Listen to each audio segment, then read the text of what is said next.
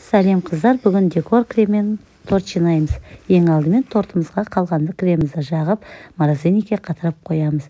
Енді сахарный пудраның үстіне жылы сары майымызды салып, жақсылап араластырып аламыз. Үстіне творожный сыр салып, тағы да жақсылап араластырып, осындай бірыңғай масса болғанша дайындаймыз, араластырып.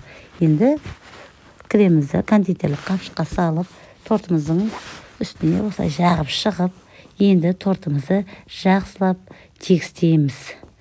Тортымызды тегістеп болғаннан кейін морозильникке 1-2 сағатқа қоямыз. Креміміз қатқанша. Крем қатқаннан кейін үстіне сұйық осындай бояуды алып, кистамен жағып шығамыз.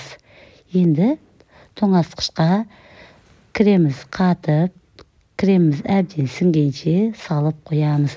Осымен тортымыз дайын, ас болсын.